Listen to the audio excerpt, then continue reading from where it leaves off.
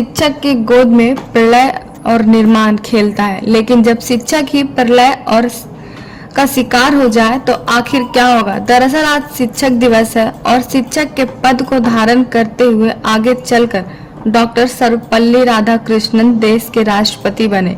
उनके जन्म दिवस पर प्रत्येक वर्ष शिक्षक दिवस मनाया जाता है, लेकिन बिहार में शिक्षा विभाग की कमान जब तक बिहार के अपर सचिव के पाठक रहे हैं, शिक्षक बच्चों के निर्माण में कम, खुद को प्रलय के शिकार की दलदल जान जोखिम में डालकर विद्यालय पहुंच रहे हैं। अब जो खबर हम आपको दिखाने जा रहे हैं, यह खबर बिहार के सहरसा जिले से आ रही है, जहां बाढ़ के समय कोसी तटबंध के अंदर विद्यालय में जाने के लिए शिक्षक को 1-2 नहीं बल्कि 3 नदी पार करके विद्यालय जाना पड़ता है।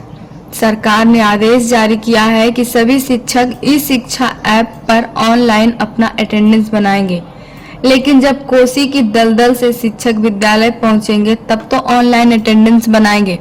यहाँ शिक्षक जान जोखिम में डालकर किसी तरह विद्यालय पहुंच रहे हैं, 3 नदी को पार करके विद्यालय पहुंच रहे हैं और उनके बाद विलंब होने पर आधे दिनों का वेतन अथवा स्पष्टीकरण का जवाब देने को तैयार रहते हैं। आखिर ऐसी परिस्थिति में देश और बच्चों के भविष्य के निर्माता किस तरह विद्यालय में पढ़ने वाले बच्चों के भविष्य का निर्माण कर सकेंगे, जिसकी जिंदगी खुद कोसी नदी के प्रलय से और सरकारी बाबुओं के निर्देश से गुजर रही है। इस कड़ी में हमारी मुलाकात कोसी नदी पार करके जाने वाले शिक्षक रजनीश कुमार से हुई। ये शिक्षक 3 नदी पार करके नव प्राथमिक विद्यालय कटियाही प्रत्येक दिन जाते हैं। यह विद्यालय जिले के नोहटा प्रखंड अंतर्गत तटबंध के भीतर अवस्थित है। उन्होंने बताया कि कोसी नदी में परेशानी ये है कि पीछे में कोसी नदी है। कोसी नदी के पार करने में 1.5 से 2 घंटे लग जाते हैं। ऐसे में विद्यालय पहुंचने में समय लग ही जाती है। स्कूल पहुंचने के बाद ई शिक्षा पोर्टल पर नेटवर्क ढूंढना पड़ता है। सरकार से हमारी दरखास्त है कि तटबंध के भीतर अथवा दुर्गम जगह पर ऑनलाइन की जगह ऑफलाइन हाजिरी बनवाया जाए। इस शिक्षा पोर्टल पर अत्यधिक लोड होने के कारण जल्दी काम नहीं करता है।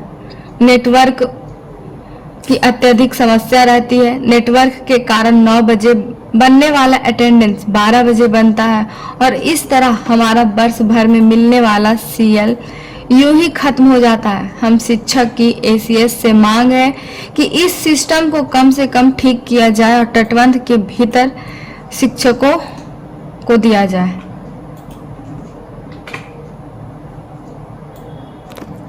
Bureau report PTN news.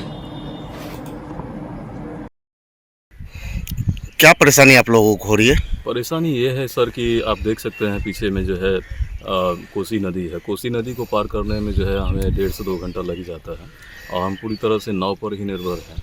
ऐसे में विद्यालय पहुंचने में समय लग ही जाता है और परेशानी यहाँ ख़त्म नहीं होती। विद्यालय पहुंचने के बाद जो है 1 से 1.5 घंटे तक जो है ई शिक्षा कोर्स पोर्टल पर हम लोग को नेटवर्क ढूंढना पड़ता है। इधर उधर हम लोग जा भी नहीं सकते क्योंकि जो है विद्यालय के आसपास भी जलभराव है।